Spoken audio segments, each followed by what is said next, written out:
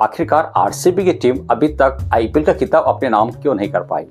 उनकी कुछ मिस्टेक के बारे में आज हम आपको बताएंगे। नमस्कार दोस्तों, एक बार फिर आपका स्वागत है आपके अपने यूट्यूब चैनल पर। क्रिकेट की कुछ लेटेस्ट अपडेट पाने के लिए चैनल को सब्सक्राइब करना ना भूलें। बात की जाए आरसीबी की, तो आरसीबी की टीम आज से नहीं, जब से आईपीएल स्टार्ट हुआ है तब से यदि देखा जाए तो वह एक सुपर स्टार से सुसज्जित टीम होती है, लेकिन अभी तक एक बार भी आईपीएल का खिताब अपने नाम नहीं कर पाई है। बात की जाए इसके पहले जो वुमेन्स आईपीएल हुआ था उसमें आरसीबी की टीम ने इस बार खिताब अपने नाम किया था।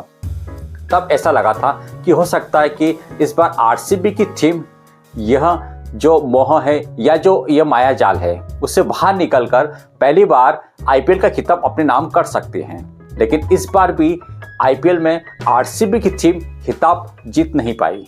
अब आज हम आपको बता रहे हैं कि जो आरसीबी की कुछ मिस्टेक थी उन मिस्टेक के बारे में, कि उन्होंने किस प्रकार से पहले प्लेयर को खरीदा और उन्हीं प्लेयरों को बाहर किया, और आज वो प्लेयर को यदि आप बात देखें या उन प्लेयर के यदि आप आंकड़े पर नज़र डालेंगे तो वो प्लेयर आज कहां से कहां पहुंच गए। तो कहीं ना कहीं आरसीबी यदि पीछे मुड़कर देखे तो उनको जरूर अफसोस होगा कि हमने आखिरकार इतने बड़े प्लेयरों को क्यों रिलीज किया। इस प्लेयर में यदि बात की जाए इस लिस्ट में तो सबसे पहला नाम जो आता है वो आता है केएल राहुल का। केएल राहुल जो कि जिस प्रकार से उनका नाम है और ख़ास करके आज जिस प्रकार से उनका परफॉर्मेंस है, और इस समय वे लखनऊ सुपर जायंट्स के कैप्टन हैं। अगली मिस्टेक की यदि बात की जाए तो अगली मिस्टेक जो आरसीबी ने करी थी वो करी थी हेनरी क्लासन को छोड़कर।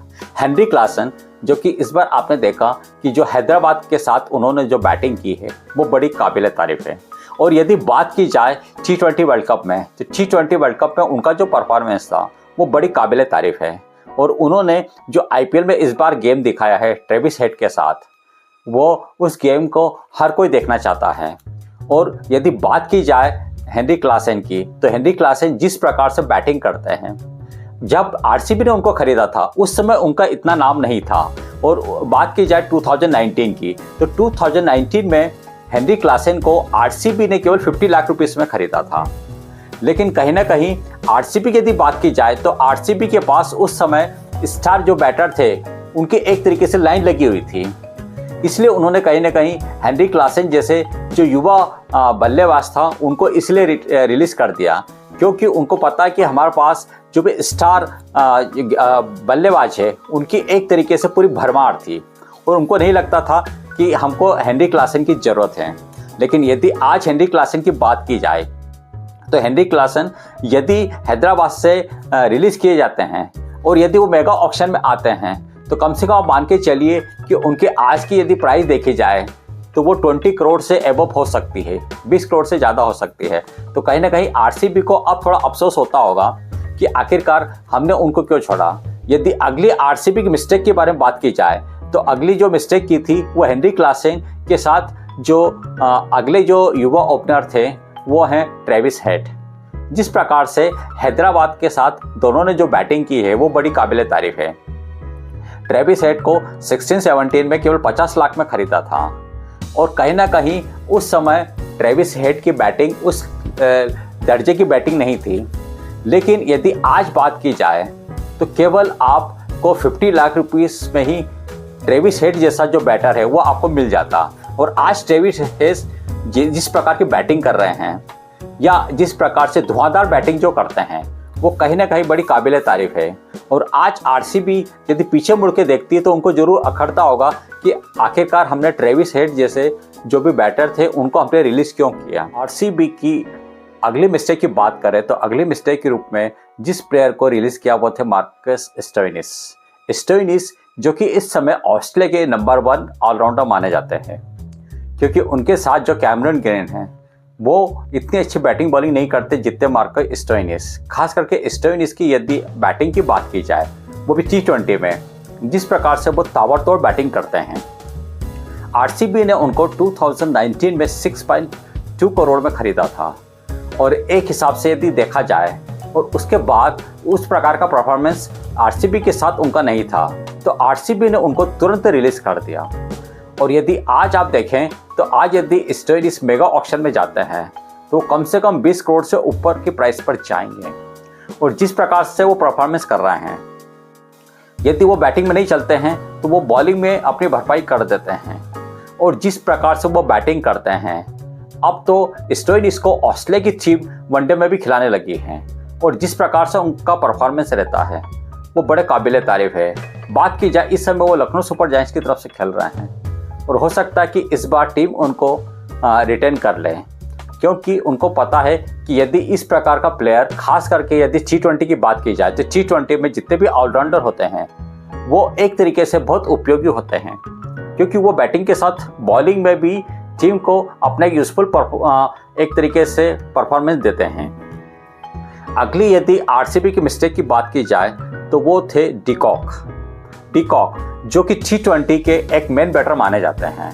जिस प्रकार से टीम इंडिया के लिए रोहित शर्मा है, उसी तरीके से साउथ अफ्रीका के लिए डिकॉक को रोहित शर्मा माना जाता है, क्योंकि जिस प्रकार से वो धुआंधार बैटिंग करते हैं एज ए ओपनर आने के बाद। और इसके साथ उनकी जो विकेट कीपिंग है वो भी बड़ी आला दर्जे की है। बात की जाए 2018 में डिकॉक को केवल 2.80 करोड़ में खरीदा गया था, लेकिन उस प्रकार की परफॉर्मेंस नहीं होने के कारण आरसीबी ने उनको तुरंत रिलीज कर दिया। बात की जाए डिकॉक की, तो डिकॉक का जिस प्रकार का परफॉर्मेंस है उसको देखकर कहीं ना कहीं अब लगता होगा आरसीबी को कि हमने एक तरीके से कुछ गलत किया है।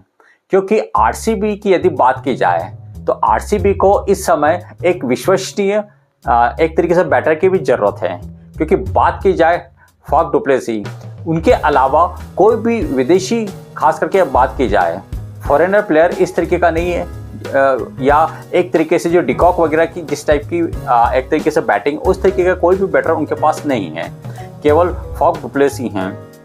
इसके अलावा यदि बात की जाए मैक्सवेल, तो मैक्सवेल इस प्रकार का परफॉर्मेंस नहीं कर रहे थे, इसलिए इस बार कहा जा रहा है कि मैक्सवेल को भी टीम रिलीज कर देगी।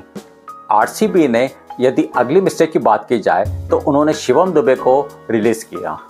जी हाँ, शिवम दुबे, जो कि हार्दिक पांड्या के बाद ऐसा कहा जाता है कि टीम इंडिया में जो नेक्स्ट ऑलराउंडर हैं, चाहे वो वनडे हो चाहे वो T20 हो, शिवम दुबे एक तरीके से उपयोगी ऑलराउंडर हैं।